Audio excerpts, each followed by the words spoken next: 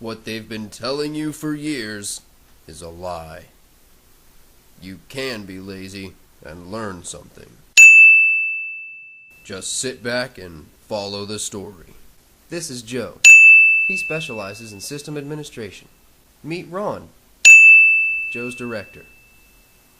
Unfortunately, Joe feels he doesn't have enough on his plate and spends 5 hours of his workday talking on Facebook. This doesn't sit well with Ron. Hey Ron, you wanted to see me? Oh, hey Jim. Thanks for coming by.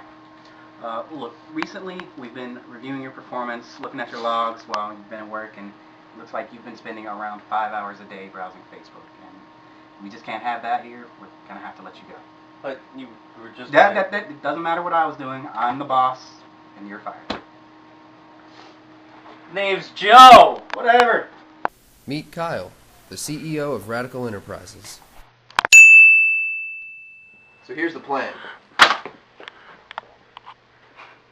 Thanks to budget cuts and getting rid of that lowlife John, Joe. whatever, we can change all of our Radical Enterprises databases to faster servers. All right! Ron immediately takes this information to his underling manager, Robert.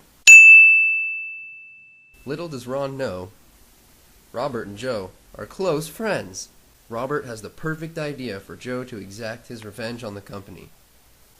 Robert tells Joe of his plan. In order to bolster his attack on the servers, Joe sends out a virus in a mass email. Notice the effect that viruses have on a person. You've got mail. See what this is. Gosh darn it, I'm freaking infected. Meet Sean! Like most of the users who become zombies, he has no idea. The technical term for Joe in this situation is a zombie controller. Joe is connected to the internet, much like many other users. Joe infected these other people's computers and uses them to attack the new Radical Enterprises server.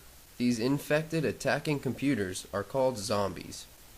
These zombies can be located all over the world, and can also attack anywhere in the world. And now, Ron's new server implementation has been kicked offline. And now, for the technical stuff.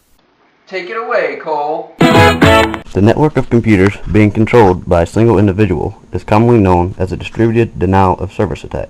A DDoS attack is when a zombie controller infects other computers, called zombies, with a program that allows them to take orders from the controller.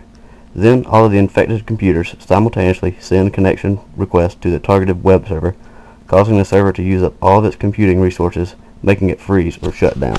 Now I will discuss three of the most popular firewalls and how they relate to these attacks. A packet filter firewall specializes in blocking network traffic based solely on the addressing information.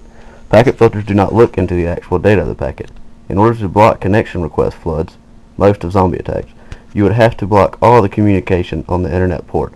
Doing this would also block regular traffic that isn't intended to harm. A proxy firewall or proxy server is a device that acts as an intermediary between a local web server and the client computers connecting remotely. A proxy server inspects packets and checks them against two reservoirs of data, an access control list and the records of all connections made. These checks will determine if the packets are suspicious and can drop them from the network as necessary. A key benefit of a proxy server is that it doesn't allow a potential hacker to directly connect to the targeted device. Keep in mind that packet filters do not have an access control list or connection memory, offering less security. The final most popular type of firewall is called a stateful inspection firewall. A stateful inspection looks at sequence numbers, acknowledgement numbers, and all other data in the packet to determine if the packet is legitimate.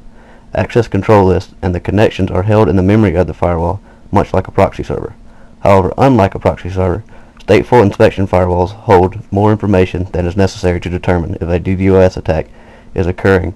So much extra information that denial of service attacks are more of a threat. In conclusion, your best bet on a large network is a proxy firewall. However, on your home network, a stateful inspection firewall provides more in-depth analysis and security that shouldn't be bogged down by the massive loads of traffic.